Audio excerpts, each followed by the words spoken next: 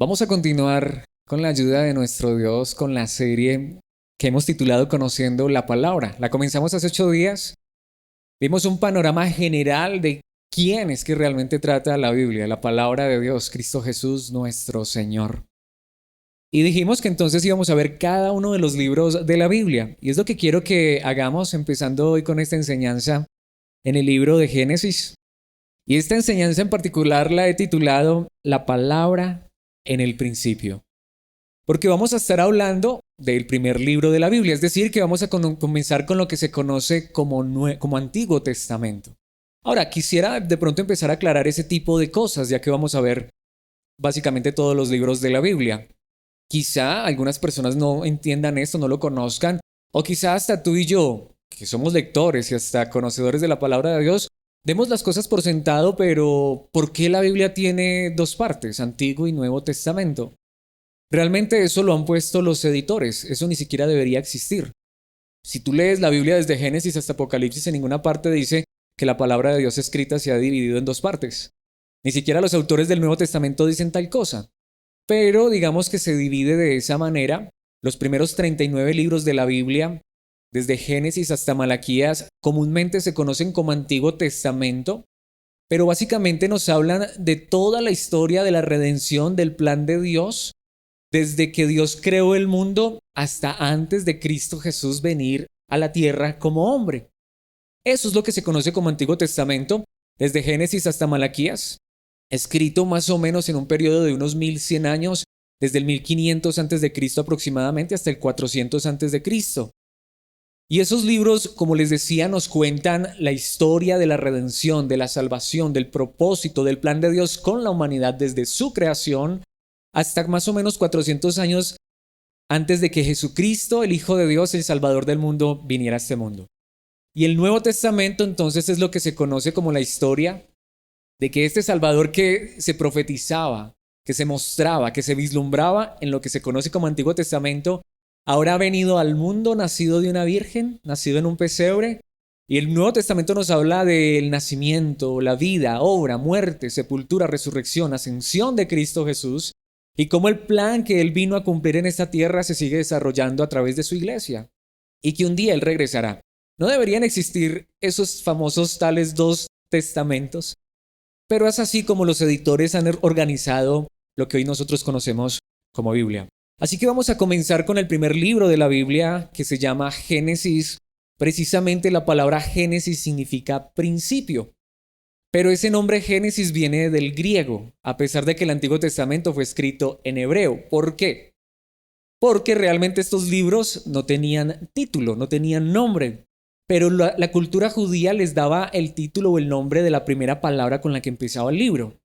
El Antiguo Testamento básicamente fue escrito en hebreo y algunas pequeñas partes en arameo. Todo el Nuevo Testamento fue escrito en griego, pero más o menos aproximadamente 200 años antes de que Cristo viniera al mundo, se hizo una traducción del Antiguo Testamento o de las Escrituras que estaban en hebreo, se hizo una traducción al griego.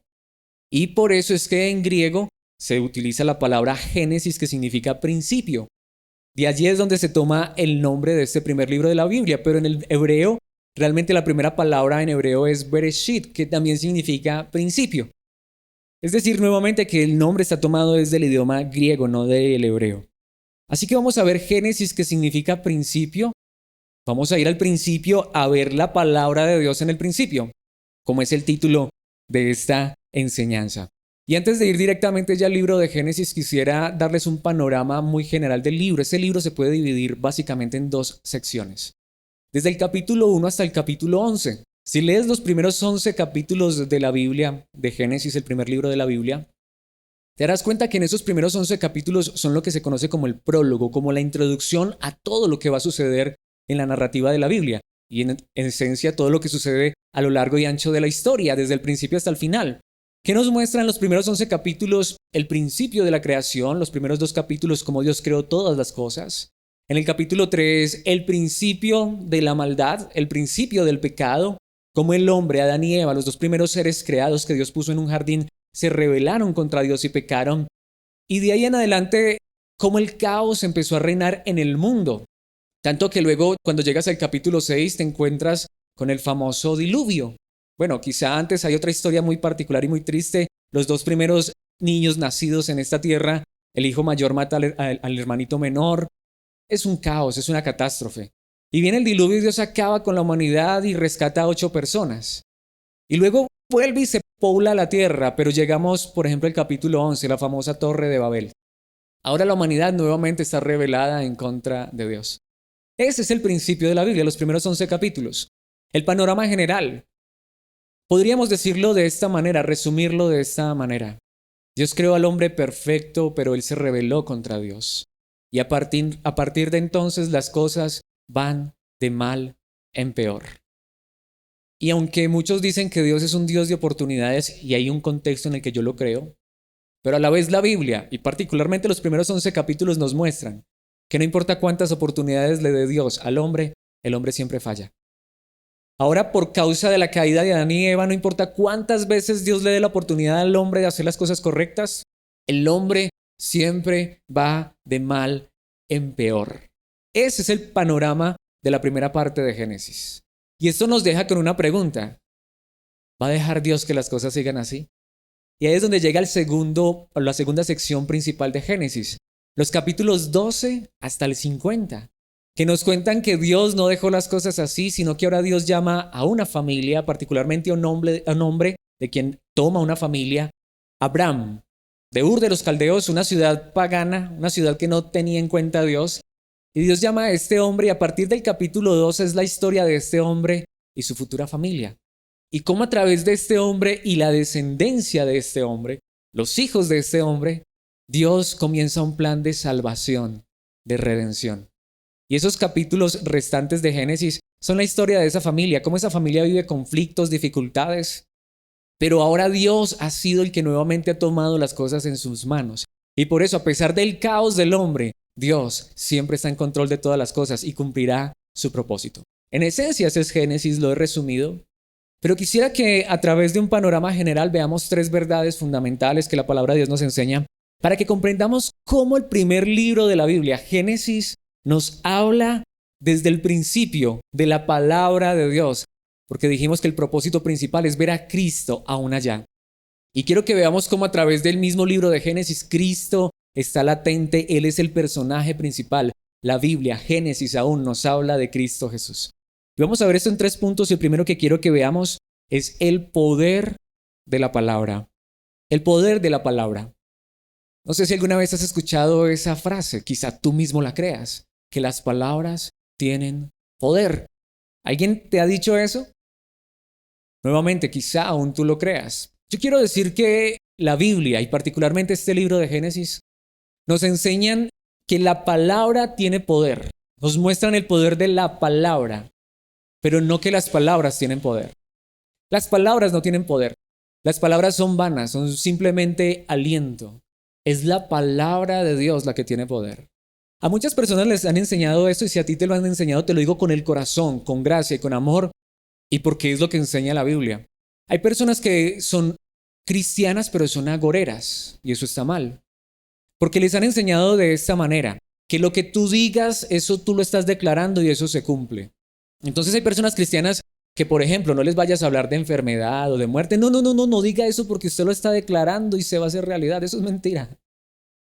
No importa así tú eliminaras la palabra muerte de tu boca, de tu vocabulario, tarde o temprano nos morimos. Así tú eliminaras la palabra enfermedad de tu boca y no permitieras que nadie la dijera, nos enfermamos.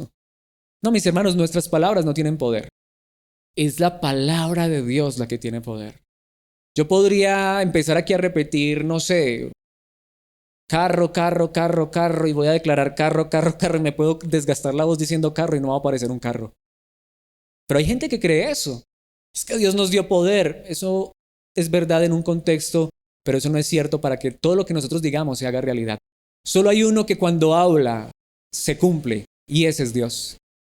Y el libro de Génesis nos muestra desde el principio el poder de la palabra, pero de la palabra de Dios.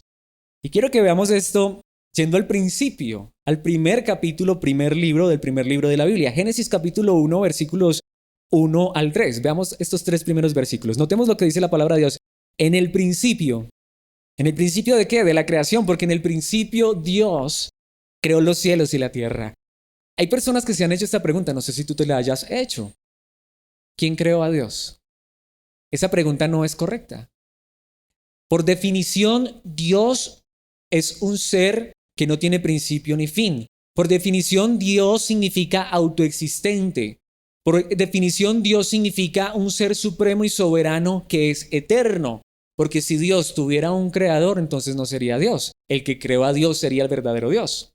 Pero la definición real de Dios es que es el soberano, el que está por sobre todo, que no tiene principio ni fin, que tiene existencia propia. Por eso es que si existe un mundo, si hay una realidad, esa realidad tiene que venir de algo o de alguien. Y la Biblia declara que en el principio de esta realidad, de esta creación, antes de ese principio, ¿quién estaba? Dios, porque Dios es eterno.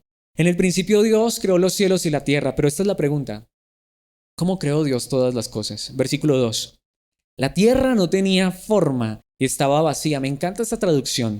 Y la oscuridad cubría las aguas profundas, y el Espíritu de Dios se movía en el aire sobre la superficie de las aguas. Y les digo que me encanta esta traducción porque hay traducciones que allí dicen que había un caos. En el idioma original no dice así. En el idioma original literalmente dice así. La tierra no tenía forma, estaba vacía. Y claro, había oscuridad porque todavía Dios no había empezado a hablar. Porque esta es la manera en que Dios creó todas las cosas. Porque Dios es todopoderoso, pero Dios crea a través de su palabra gloriosa. Y como veíamos hace 8 días, y ese siempre será el punto, y Cristo es la palabra de Dios. Cristo es el poder mismo de Dios. ¿Qué dice el versículo 3? Entonces, y allí viene la verdad gloriosa. Dios dijo, Dios habló, Dios profirió su palabra. ¿Y qué dijo Dios?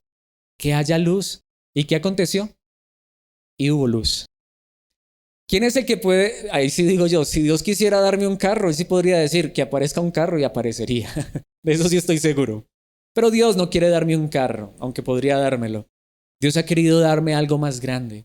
Y esta verdad gloriosa en el primer libro de la Biblia nos revela la verdad de la palabra de Dios, la verdad de Cristo Jesús nuestro Salvador. ¿Cómo es que este pasaje nos habla de Cristo? Bueno, antes de ir directamente a ese punto que es el más importante, quisiera resumirles rápidamente. Si llegas al versículo 6 del mismo capítulo, no están los versículos, pero solamente los quiero mencionar. El versículo 6 dice que Dios dijo que hubiera espacio entre las aguas y separó las aguas.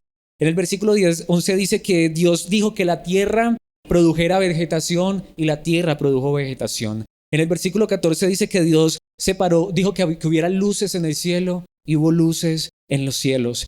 En el versículo 20, la palabra de Dios dice, Dios dijo por medio de su palabra que el agua produjera peces y aves, y el agua produjo peces y aves.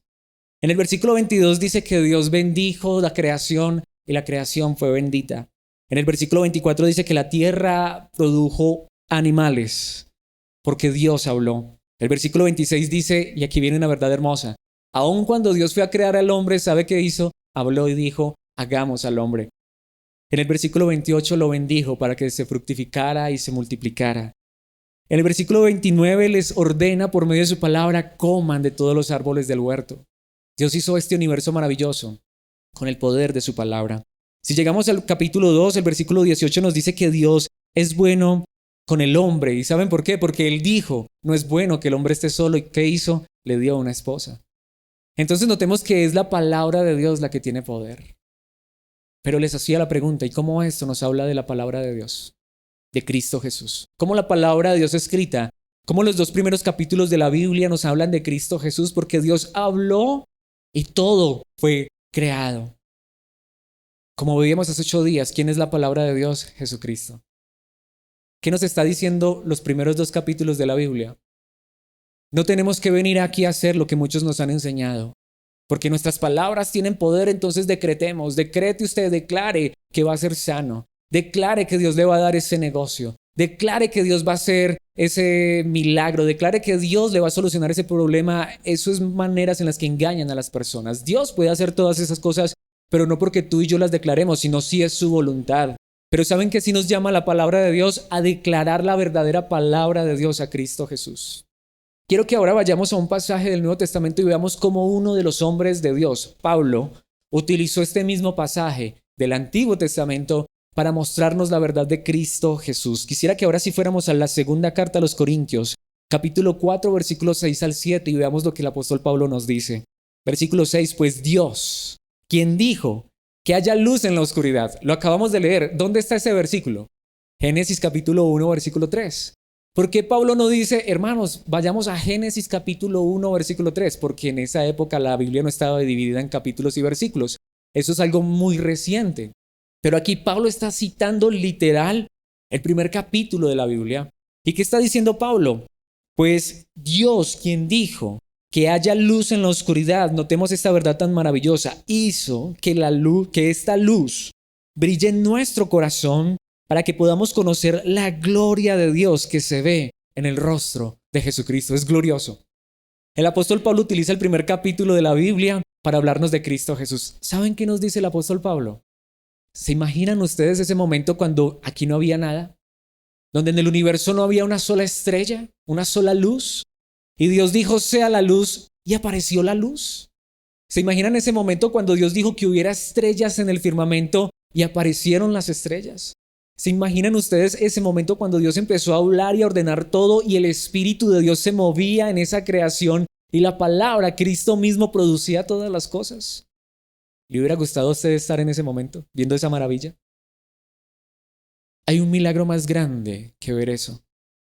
Y esto es lo que Pablo nos está diciendo. El mismo poder de Dios que con solo hablar produjo esta creación maravillosa y hermosa y que podemos verla, pero alabar a Dios por ella. Ese mismo poder que Dios usó para crear el universo entero. Dice el apóstol Pablo que es el mismo poder que Dios usa cuando tú y yo proclamamos la verdad de Cristo y Dios transforma y cambia la vida de una persona. Mis hermanos, esto es glorioso. Nuevamente, ¿cuánto poder se necesita para crear algo como el sol? Los científicos hablan, por ejemplo, de Betelgeuse. Dicen que es una de las estrellas más grandes, gigantes. Caben como 1000 soles en esa estrella. Y ellos dicen que la energía y el poder que emana esa estrella casi que es incalculable. Imagínense ustedes cuánto poder, cuánta energía, cuánta materia se necesitó para crear el universo. Y Dios lo creó solo con una palabra. Pero el apóstol Pablo dice que con ese mismo poder es que cuando predicamos y somos fieles a Cristo Jesús, es que Dios transforma y cambia la vida de una persona. Qué verdad tan gloriosa. Por eso cuando veo y leo ese capítulo, veo qué verdad tan maravillosa. Dios habló y la creación vino a la existencia, pero ahora no necesito entonces empezar a declarar para que Dios aparezca una mansión. ¿Saben qué es lo que necesitamos declarar? Que Dios envió a su Hijo a morir en una cruz para salvarnos, para que la luz de Cristo ahora brille en nuestros corazones y heredemos más que una casa muy bonita en esta tierra, sino mansión y gloria en la vida eterna. Si fuera verdad que nuestras palabras tuvieran poder y pudiéramos declarar y las cosas aparecieran, ¿de qué me serviría a mí aquí empezar a declarar, Señor, declaro que aparezca un carro último modelo? ¿De qué me serviría eso? ¿De qué me serviría decir, Señor, declaro que mañana voy a tener una mansión? Señor, declaro que mi cuenta bancaria va a estar llena el día de mañana. ¿De qué me serviría si tarde o temprano me muero y no me llevo nada de eso? Pero cuando tú y yo proclamamos la verdad de Cristo Jesús, la palabra de Dios dice que Dios es capaz, con el mismo poder que creó los cielos, la luna, las estrellas, el sol, es capaz de tomar esa palabra, su palabra, Cristo Jesús, llevarla hasta el corazón de una persona, hacer que la luz de Cristo brille en el corazón de esa persona y darle eternidad, que es más grande que si nos dieran el universo entero. Hay muchas personas que tienen la ilusión de que van a poder llegar a Marte, ya llegaron con aparatos, pero que van a poder hacer un hotel en Marte o en la Luna para ir a visitar la Luna. Recuerdo una canción muy antigua que decía eso, a la Luna yo no quiero ir, ni tampoco al Sol. Lo que quiero ir es al más allá donde está mi Señor. Porque aunque tuviéramos el universo entero en nuestras manos, mis hermanos, nada se puede comparar a lo que en Cristo Dios nos ha regalado. ¿Qué es lo más grande que tú tienes para compartir? ¿Qué es lo más grande que tus labios tienen para proclamar, para declarar? Decirle a las personas que no tienen a Cristo, que necesitan a Cristo. Y cuando esa luz brille en sus corazones, heredarán la eternidad que tú y yo hemos heredado por la gracia bendita de Dios. Versículo 7 sigue diciendo, ahora tenemos esta luz que brilla en nuestro corazón. Mira el sol, mira la luna, mira las estrellas. ¿Te encanta ver esas luces?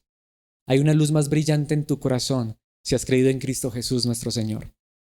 Pero nosotros mismos somos como frágiles vasijas de barro que contienen este gran tesoro. ¿No te alegra saber que aunque tú no seas el dueño de este planeta Tierra, tienes una luz más grande que es la luz de Cristo Jesús en tu corazón, quien te asegura que heredarás todas las cosas cuando Cristo regrese para darnos su eternidad, su herencia? Dice allí el final del versículo, esto deja bien claro que nuestro gran poder proviene de Dios, no de nosotros mismos. Hay poder, no cuando oramos. Hay poder no cuando declaramos, ni siquiera cuando cantamos. Hay poder cuando proclamamos a Cristo Jesús, porque el poder de Dios se manifiesta transformando y cambiando las vidas de las personas. Ese es el verdadero poder de Dios.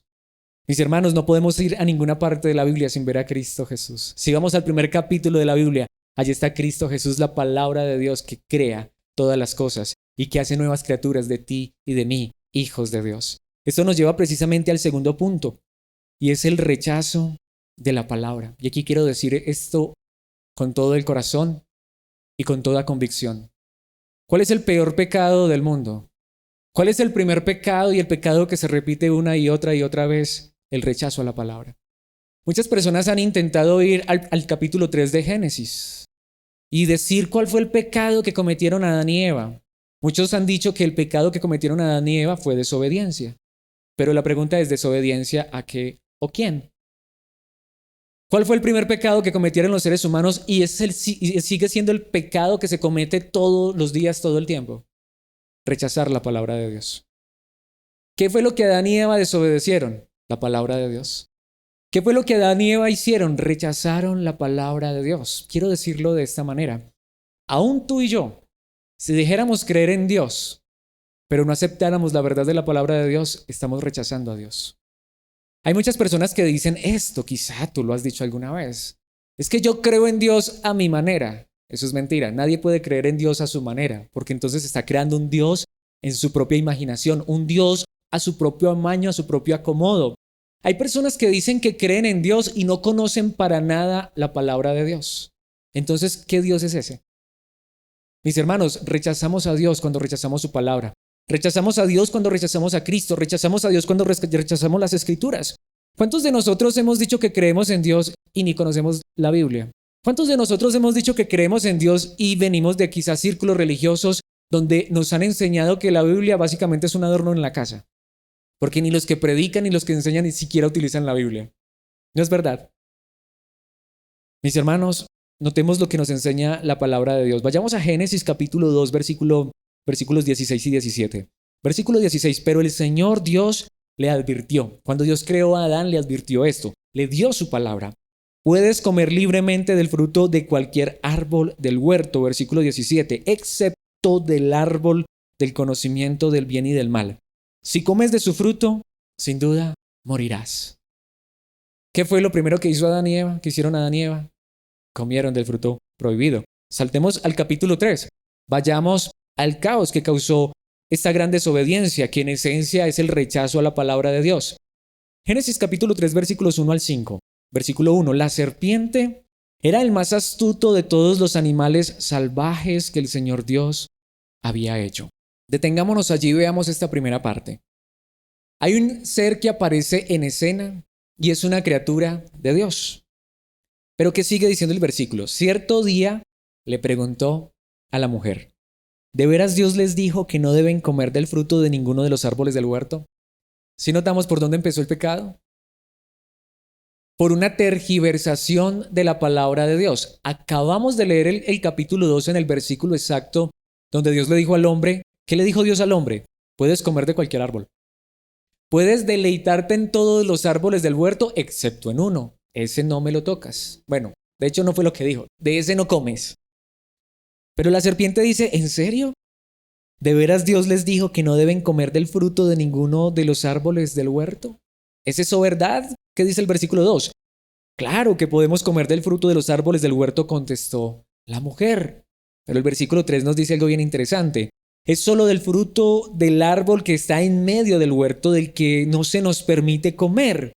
Y notemos esta declaración tan impresionante. Dios dijo, y Eva va a citar ¿qué? La palabra de Dios.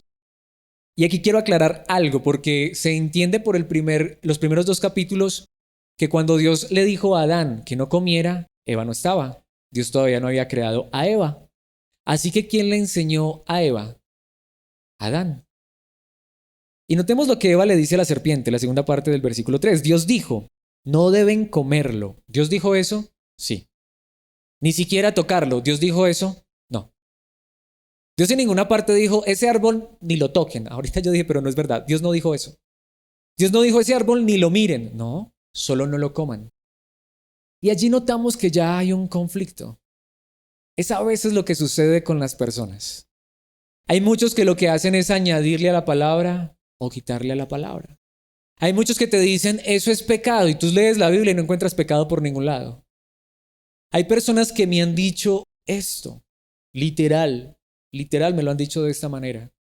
La Biblia dice que usar aritos es pecado. Me lo han dicho. Y la respuesta mía ha sido esta, muéstrame el versículo en la Biblia. Yo lo he leído, yo le voy a traer el versículo. Estoy esperando todavía que me traigan ese versículo. Así de simple. Yo sé que muchos pueden escuchar esto y escandalizarse y decir, uy, no, eso allá está terrible. Allá están diciendo que usar aritos no es pecado. Mis hermanos, nuevamente, estamos abiertos. Muéstrenme por favor el versículo que dice que usar aritos es pecado. Pero yo veo un círculo donde dicen eso, donde las mujeres no pueden usar aritos. Los hombres mucho menos. Ahora, tampoco estoy diciendo, vaya, colóquese aritos. Ahora no es que quieran ver a Alex allá con un arito. Yo creo que nuestra cultura nos enseña muchas cosas y debemos ser prudentes. Pero lo repito, si no tiene capítulo y versículo, perdón, pero yo no lo creo, yo no lo acepto. Porque hasta eso también es lo que vemos en la Biblia. Añadirle, colocarle, ponerle, traer reglas de hombres. Para Eva, según la palabra de Dios, que no es lo que Dios había dicho, ni siquiera podía tocar el árbol, no podía comer. Pero sigue diciendo la parte final del versículo, si lo hacen morirán, eso sí es verdad. Entonces notemos que allá hay algo ahí que está como complicado. Se está mezclando verdad con cosas añadidas por hombres. Pero aquí viene el versículo 4. ¿Qué dice la serpiente? No morirán, respondió la serpiente a la mujer. Esto sí es directo. Mientras parece que Adán y Eva le están añadiendo un poquitico de legalismo al asunto, hay aquí un personaje que está diciendo lo que Dios dice no es verdad. Lo que Dios dice es mentira. Mis hermanos, ese es el pecado real. Por eso es que yo no puedo decir que soy cristiano, que soy hijo de Dios y vivir ignorando la palabra de Dios. Por eso es que yo no puedo decir que soy cristiano y no conocer la palabra de Dios, porque la palabra de Dios me enseña lo que es correcto. Si no, terminamos creando una religión a nuestro amaño, a nuestro acomodo. Alguna vez leí un libro literal que hablaba supuestamente de la santidad y se los quiero confesar. No lo pude leer todo, no fui capaz, no aguanté. Porque desde la primera página no eran sino reglas de hombres. Un hombre diciendo hasta dónde tenía que llegarle la falda a una mujer. Un hombre diciendo hasta dónde tenía que llegarle el cuello al vestido de una mujer. Mis hermanos, ¿dónde está eso en la Biblia? Claro, la Biblia nos habla de decencia, de pudor, de modestia, pero eso son solo reglas de hombres. Mis hermanos, pero también está el otro extremo, cuando encuentras a personas que niegan la verdad de la palabra de Dios, lo que sí está escrito, y van en contra de eso. Ese es el verdadero pecado, el verdadero rechazo. ¿Qué sigue diciendo el versículo 5? Dios sabe que en cuanto coman del fruto se les abrirán los ojos y serán como Dios, con el conocimiento del bien y del mal. Y aquí nuevamente está lo mismo. Esto es lo que le encanta hacer el diablo, tergiversar la palabra. Hay cosas allí que fueron verdad. Es cierto que Dios sabía que se les iban a abrir los ojos. Eso ocurrió.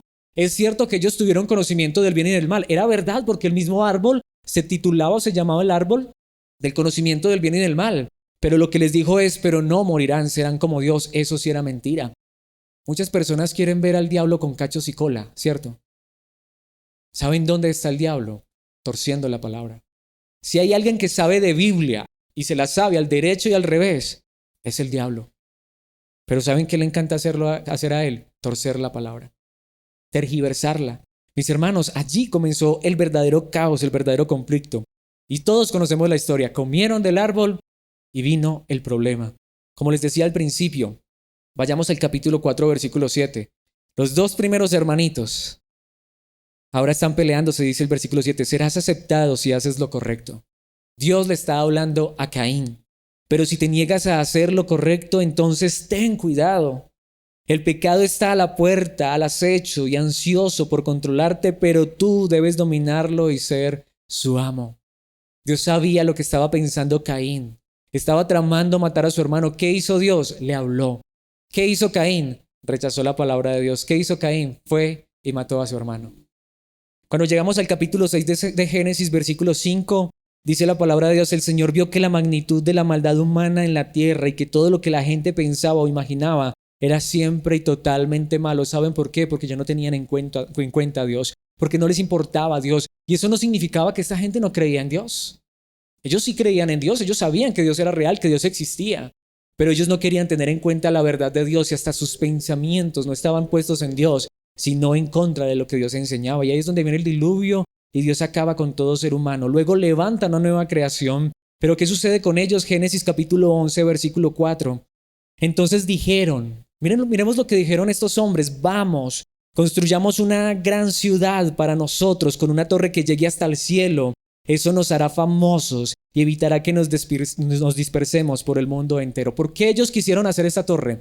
¿Por qué ellos expresaron estas palabras? Porque el mandamiento de Dios fue: llenen la tierra, dispérsense por el mundo. ¿Qué hicieron ellos?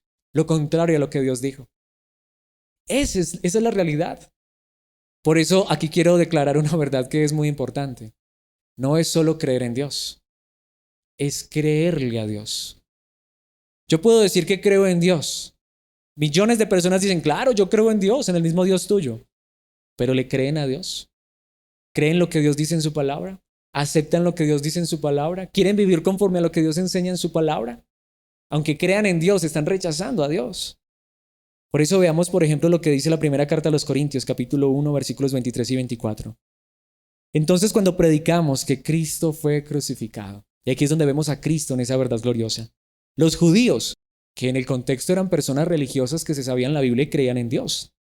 Pero ¿qué pasa cuando predicamos a Cristo y el crucificado? Los judíos se ofenden, los religiosos se ofenden y los gentiles dicen que son puras tonterías. Sin embargo, el versículo 24 dice: para los que Dios llamó a la salvación, tanto judíos como gentiles, Cristo es el poder de Dios y la sabiduría de Dios, porque Cristo es la palabra poderosa de Dios. Nuevamente aquí conectamos esto con lo que veíamos en el primer punto.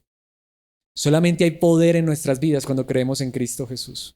Solamente hay realidad en nuestras vidas que honra y glorifica a Dios cuando nosotros queremos vivir en la verdad de Cristo Jesús, nuestro Salvador. Y por eso es que hoy muchos, aún diciendo que son cristianos, por eso hay muchos lugares que aún se hacen llamar iglesias cristianas, pero están rechazando a Dios. ¿Saben por qué?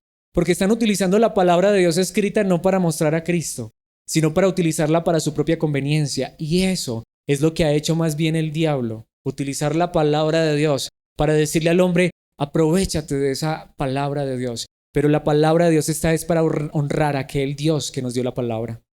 Esto nos lleva a nuestro último punto, y es el llamado de la palabra. ¿Cuál es entonces el llamado de la palabra de Dios? Un llamado a creer en Dios, pero no a nuestra manera, sino conforme a lo que la Biblia nos enseña.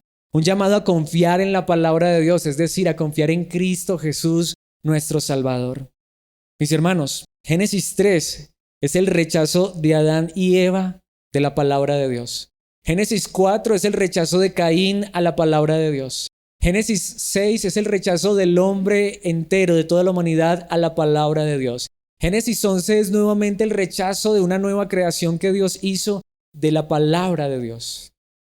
Pero como les decía, a partir del capítulo 12, Dios llama a un hombre, a Abraham, que luego le coloca nombre Abraham, por nombre Abraham, quien por fin acepta el llamado de la palabra de Dios. Pero aún antes quisiera que viéramos lo que dice Génesis 3:15. Y esto es maravilloso. Cuando Adán y Eva pecaron, el versículo 15 dice, y esta es la palabra de Dios: y pondré hostilidad entre tú y la mujer. ¿A quién le está diciendo esto? A la serpiente, que engañó a Eva, y a la mujer. Es decir, que entre ellos siempre habría conflicto. Dice: y entre tu descendencia y la descendencia de ella. Es decir, que los hijos de Adán y Eva estarían en conflicto con el mal a causa del pecado de Adán y Eva. Pero notemos lo que dice la parte final de ese versículo: su descendiente. ¿Quién? El descendiente de esa mujer, es decir, un hijo de esta mujer. El idioma original dice: una semilla tuya te golpeará la cabeza de la serpiente. ¿Qué pasa cuando le aplastan la cabeza a una serpiente? Hasta ahí llegó. Muere. Y tú le golpearás el talón. ¿Qué significa esto? Que un día, un hijo de una mujer, y noten lo que estoy diciendo, un hijo de una mujer, no de un hombre. ¿Qué se necesita para que un niño venga al mundo? Un hombre y una mujer.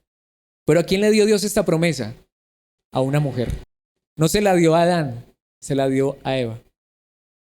Cuando nació Caín, se entiende que el idioma hebreo está diciendo que Eva exclamó, esta es la promesa de Dios. Pero no fue Caín. Porque Caín, ¿de quién era hijo? De Adán y de Eva. Pero la promesa fue para la mujer, que un hijo de una mujer le aplastaría la cabeza al diablo, aunque el diablo heriría a ese hijo. ¿Quién es ese hijo? ¿Quién es el único que ha nacido solamente de una mujer? Porque de hecho, todos los seres humanos no venimos de una mujer, venimos de un hombre. ¿A quién creó primero Dios? ¿Al hombre o a la mujer? Al hombre. ¿La primera mujer de quién vino? Del hombre. Claro, el resto ya venimos de mujer. Pero hay uno, solo uno, que nació de una mujer sin la intervención de un hombre. Por eso sí creemos en el nacimiento virginal de Cristo Jesús. Porque hay uno que, aunque nació de una mujer, fue engendrado por Dios mismo, por el poder del Espíritu Santo. Y ese fue el que le aplastó la cabeza al diablo. Mis hermanos, esto es glorioso. Estamos yendo a Génesis. ¿Está Cristo en el libro de Génesis? Cristo es el personaje principal de la Biblia.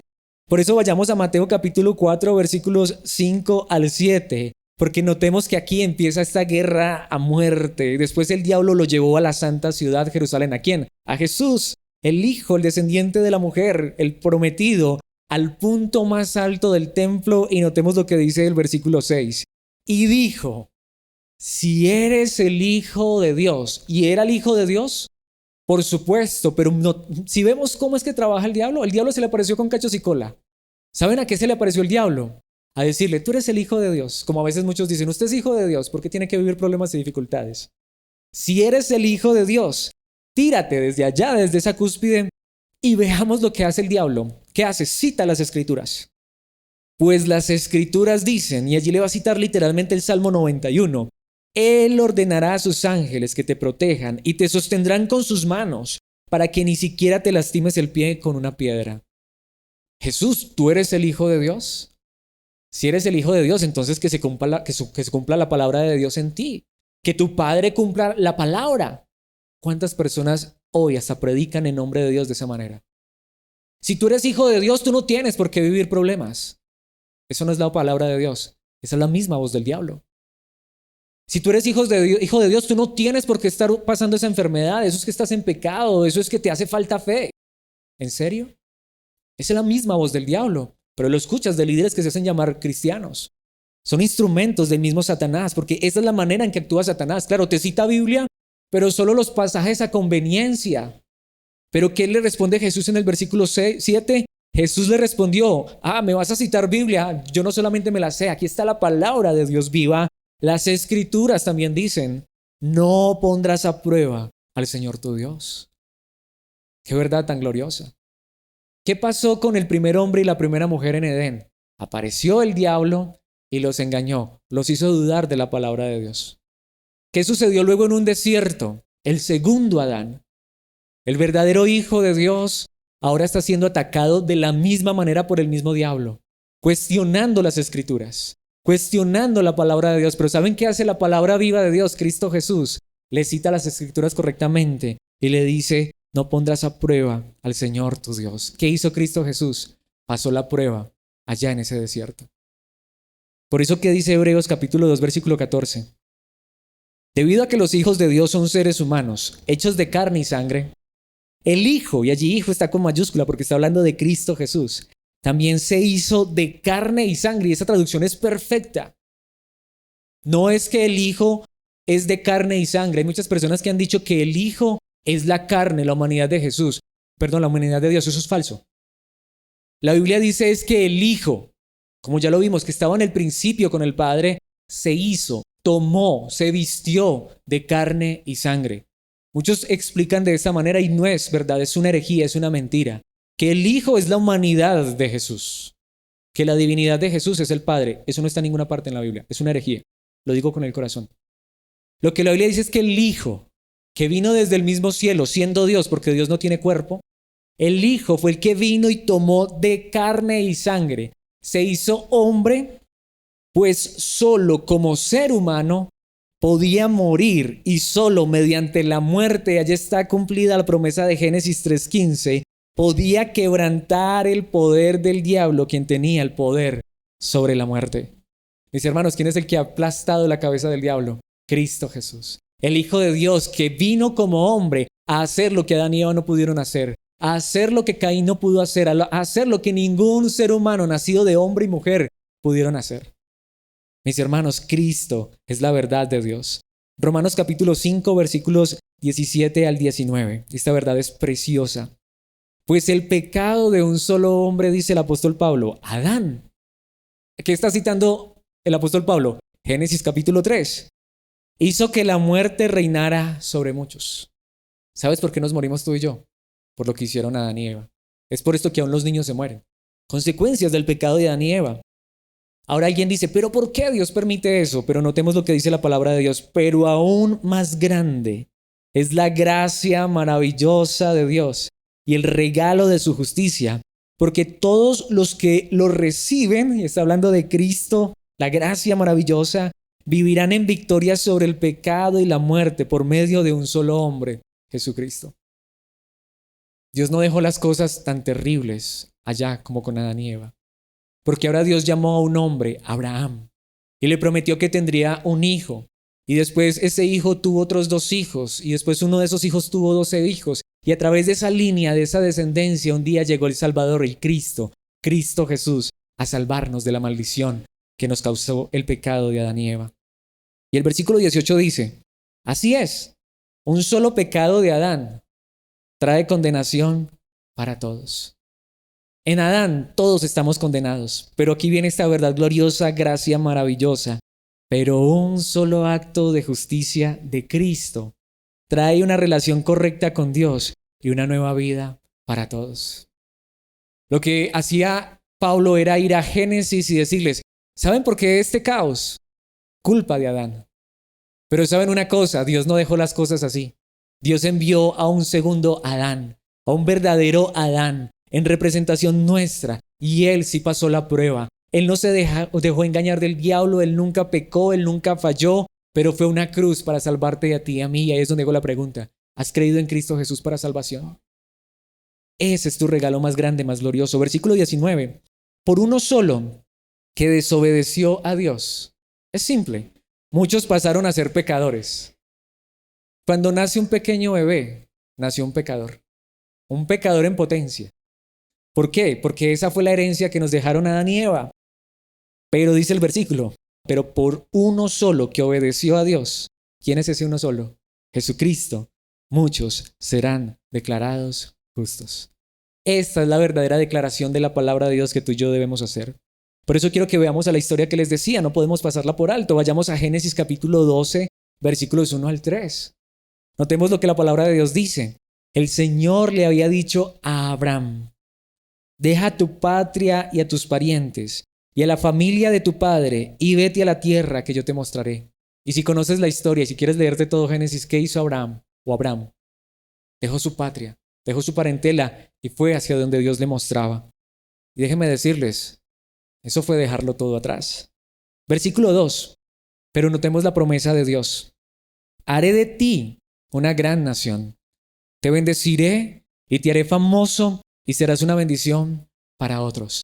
¿Recuerdan que eso mismo está en el capítulo anterior? En Babel, los hombres querían esto, hacerse un gran nombre, ser famosos, una gran nación. Pero querían hacerlo en contra de la voluntad de Dios, en contra de la palabra.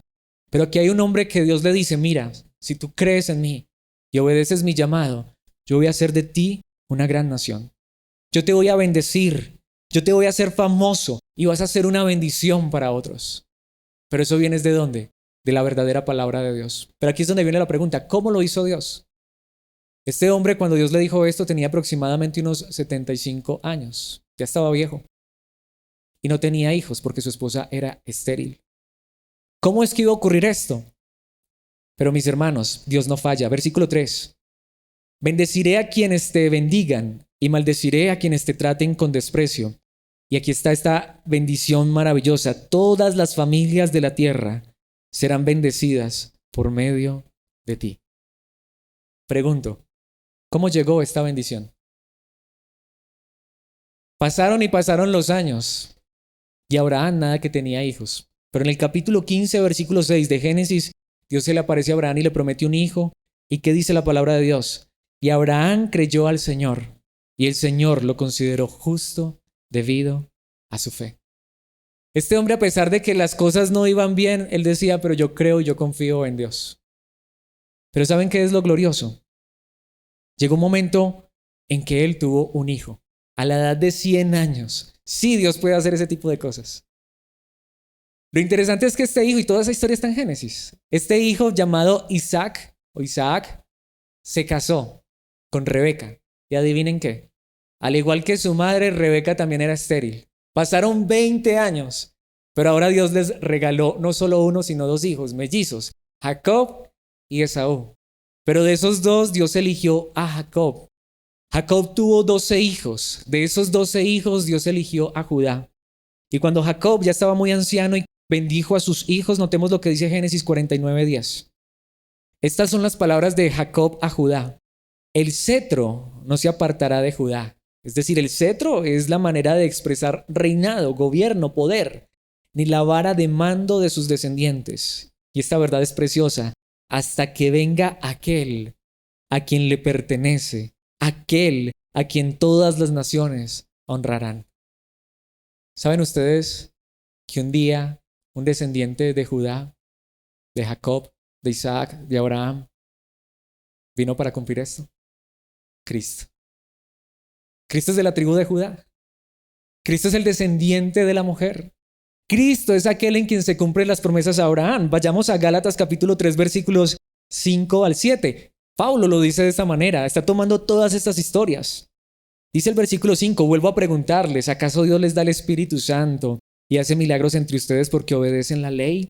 Por supuesto que no, es porque creen el mensaje que oyeron acerca de Cristo. Versículo 6, del mismo modo, Abraham le creyó a Dios y Dios lo consideró justo debido a su fe. Vemos que Pablo está tomando los mismos versículos que estamos tomando de Génesis y está diciendo que ¿quién es el que cumple esas verdades? Cristo Jesús. Lo que está diciendo Pablo es que cuando tú pones tu fe en Cristo Jesús, lo que Dios le prometió a Abraham está cumpliéndose en ti, porque Cristo Jesús es la bendición prometida a Abraham. Versículo 7. Así que los verdaderos hijos de Abraham son los que ponen su fe en Dios. Tú y yo somos los verdaderos hijos de Abraham porque hemos creído en Cristo Jesús, nuestro Señor. Saltemos en el mismo capítulo de Gálatas 3 al versículo 16. Dios ha dado las promesas a Abraham y a su hijo. Y noten que la Escritura no dice a sus hijos como si significara muchos descendientes. Más bien dice a su hijo. Y eso sin duda se refiere a Cristo. Por medio de quien fue que todas las naciones, las familias de la tierra, han sido bendecidas. Tú y yo pertenecemos humanamente a la familia de Abraham. ¿Hay aquí algún judío? ¿Hay aquí algún árabe? Aquí todos creo que somos colombianos, ¿cierto? Somos una familia que nada tiene que ver con Israel, pero por medio de Cristo Jesús somos hijos de Dios. Somos el verdadero Israel. Somos los verdaderos descendientes de Abraham, los hijos de Abraham, porque en Cristo Jesús se cumplió la palabra. Quiero volver a un versículo que veíamos hace 8 días en Juan capítulo 1, versículo 14. Entonces la palabra se hizo hombre y vino a vivir entre nosotros, Cristo Jesús. Estaba lleno de amor inagotable y fidelidad, y hemos visto su gloria, la gloria del único Hijo del Padre. La palabra de Dios se hizo hombre, ¿pero para qué? Quisiera que nos devolviéramos a los versículos anteriores del mismo capítulo. Juan capítulo 1, versículos 10 al 13. Vino al mismo mundo que él había creado, Cristo Jesús, pero el mundo no lo reconoció. Versículo 11. Vino a los de su propio pueblo y hasta ellos lo rechazaron. Sin embargo, el versículo 12 dice, pero a todos los que creyeron en él, ¿has creído en Cristo? Y lo recibieron, ¿has recibido a Cristo como tu más grande bendición? Les dio el derecho de llegar a ser hijos de Dios. Y el versículo 13 lo dice de una manera preciosa. Ellos, los que creen en Jesucristo, nacen de nuevo, no mediante un nacimiento físico como resultado de la pasión o de la iniciativa humana, sino por medio de un nacimiento que proviene de Dios. Esa es la verdadera bendición. De esta bendición es de la que nos habla Génesis. Esta sí es la verdadera bendición que deberíamos reclamar. Por eso quiero ir al final de Génesis, en el capítulo 50, versículo 20, porque también hay otro personaje, hay muchos en Génesis, y este es José, uno de los hijos de Jacob. Y notemos lo que José dice en el capítulo 50, versículo 20. Ustedes se propusieron hacerme mal, pero Dios lo dispuso para bien. Él me puso en este cargo para que yo pudiera salvar la vida de muchas personas. Cuando lees la historia, los hermanos de José, 10 hermanos que tenía, él era el menor de 10 hermanos, le hacían la vida imposible a José y lo odiaban, tanto que lo vendieron como esclavo. Pero como él dijo al terminar básicamente Génesis, solo quedan faltando 6 versículos para terminar el libro. Dios es el único que puede utilizar aún lo peor, las peores circunstancias, y convertirlas para bien, para cumplir su propósito. Por eso no cuestionemos por qué Dios permitió que Adán y Eva pecaran, porque fue de esa manera que Dios también trajo al Salvador del mundo. Por eso no cuestionemos los designios de Dios. Muchas veces vamos al Antiguo Testamento y no comprendemos cosas, pero cuando llegamos al Nuevo Testamento nos damos cuenta de por qué. Porque en Cristo Jesús se cumple toda la verdad. A veces nos preguntamos por qué en el Antiguo Testamento era necesario que personas murieran, pues porque todos merecemos la muerte, porque no hay justo ni aun uno solo. Pero lo que deberíamos preguntarnos es por qué entonces Dios no dejó las cosas así, sino que envió a un Salvador. Es lo mismo que declara el final de Génesis. Aún el caos que causó el pecado no se sale del control de Dios. Aun cuando los hermanos de José le hicieron la vida imposible y le fue mal y fue difícil, al final él reconoció que aún Dios había hecho eso con un propósito. Mis hermanos, si algo nos enseña Génesis, es que podemos confiar en Dios, en su palabra, en su verdad, en Cristo Jesús, aunque en ocasiones las cosas anden mal, porque Dios es un Dios que cumple lo que promete. Dios es un Dios perfecto. Por eso quisiera concluir de esta manera. En el centro de Génesis, muy en el centro, en el capítulo 22, hay una historia que es quizá una de las historias que más me impacta de toda la Biblia. Leamos los primeros 2 versículos, luego les resumo la historia y de esta manera concluimos. Génesis 22, versículos 1 y 2 dice: tiempo después de que Dios le hubiera dado ese hijo a Abraham, por quien esperó más o menos 25 años, Dios probó la fe de Abraham. Abraham lo llamó, le habló Dios. Sí, respondió él, aquí estoy. Versículo 2. Toma a tu hijo, tu único hijo, sí, a Isaac, a quien tanto amas, y vete a la tierra de Moriah. Allí lo sacrificarás como ofrenda quemada sobre uno de los montes, uno que yo te mostraré. No vamos a seguir leyendo, pero quiero terminar de esta manera. Alguna vez una joven se me acercó y me dijo: a mí me da rabia el Dios de la Biblia. No sé si puedo creer en él. ¿Cómo puede ser que un Dios como el Dios de la Biblia que le diga a un hombre que mate a su hijo? ¿Cómo puede ser posible eso? La pregunta que yo le hice a esta joven fue: espérate un momento. ¿Y es que acaso Abraham mató a su hijo? Es verdad que Dios le dijo a Abraham: ve y sacrifica a tu hijo. ¿Saben qué hizo Abraham? Muy de mañana, el siguiente día, se levantó, ensilló su asno, llamó a unos criados, llamó a su hijo y partieron rumbo a Moriah. Y después de 3 días de camino, vieron el monte a lo lejos. Y allí Abraham le dice a sus criados: quédense aquí con los recursos que tenemos, con la comida, con el alimento, que yo voy a ir con mi hijo a adorar a Dios y volveremos. Cuando iban Abraham e Isaac en el camino rumbo al monte, se ponen a conversar. Bueno, ya saben, en esa época los padres y los hijos sí conversaban. E Isaac le hace una pregunta a Abraham: padre, pues yo aquí llevo la leña. Isaac llevaba la leña. Tú llevas el cuchillo y el fuego. ¿Dónde está el sacrificio? Y allí sale una de las frases más icónicas del cristianismo. ¿Qué le responde Abraham a su hijo? Hijo, el Señor proveerá. Eso calmó a Isaac. Cuando llegaron al monte Moriah, Dios estaba allí, porque Dios está en todas partes. Abraham hace prepara el lugar para el sacrificio, prepara la leña, pero ¿qué hace? Ata a su hijo y lo coloca sobre la leña. Pero en ese momento, cuando iba a hundir el puñal sobre su hijo, Dios le habla y le dice: no lo hagas. Abraham levanta la voz y ¿qué ve? Había allí un sacrificio. Dios había provisto. Esa fue la pregunta que yo le hice a esta joven. ¿Acaso la historia nos dice que Abraham sacrificó a su hijo? La historia nos cuenta que no lo sacrificó. La historia nos cuenta que Dios proveyó un sacrificio. Pero ahora sí hago la pregunta verdadera. Más bien yo digo, ¿cómo pudo Dios repetir la historia? Porque allí no terminó la historia. A partir de ese día, aproximadamente unos 1500 años después, la historia se repite. Un padre con un hijo hacen lo mismo. Van rumbo a un monte. El hijo lleva la leña sobre sus hombros. Una cruz. El Hijo de Dios. Pero esta vez no había provisión. No había cordero, porque el mismo hijo era la provisión. El mismo hijo era el cordero. Y en este lugar no se escuchó una voz del cielo que dijo: no lo hagas, sino que en ese momento, antes el Padre en el cielo abandona al Hijo para que muera. Mis hermanos, ese es el punto. Y podría hacer lo mismo con cada una de las historias de Génesis.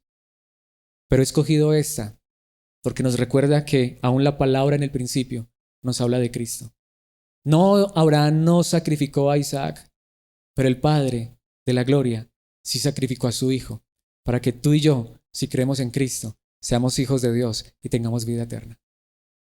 Desde el principio la palabra nos habla de Cristo, nos habla de Dios. Debemos ir a la Biblia a conocer a Cristo Jesús.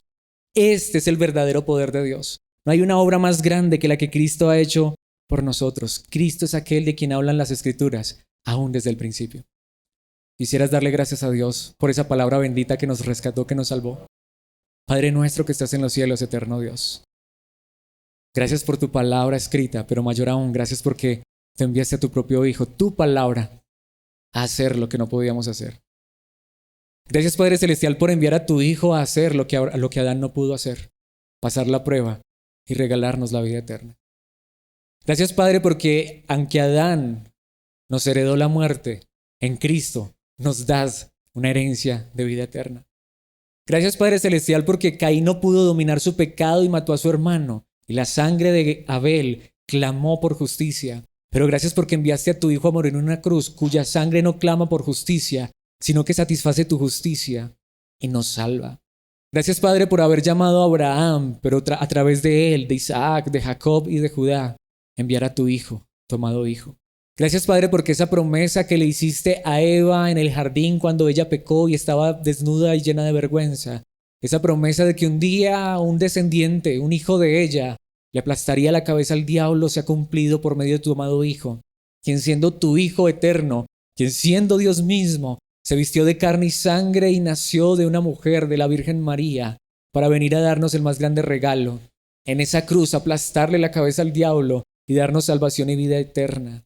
Gracias, Padre Celestial, porque así como José, quien aun sus momentos difíciles tú los tornaste en una bendición para los demás y traer salvación al pueblo, hoy por medio de Cristo Jesús, por su dolor, por su sacrificio, por su sufrimiento, hoy tú bendices a todas las familias de la tierra, a todos aquellos que por gracia creemos en Cristo Jesús. Gracias, Padre, porque no fue Abraham quien sacrificó a su hijo, sino que tú colocaste a tu hijo en ese monte, en esa cruz, para derramar su sangre y por medio de su sangre limpiarnos, salvarnos, santificarnos, perfeccionarnos, hacernos tus hijos y llevarnos a la gloria eterna. Y Padre, solo quiero terminar pidiéndote una cosa.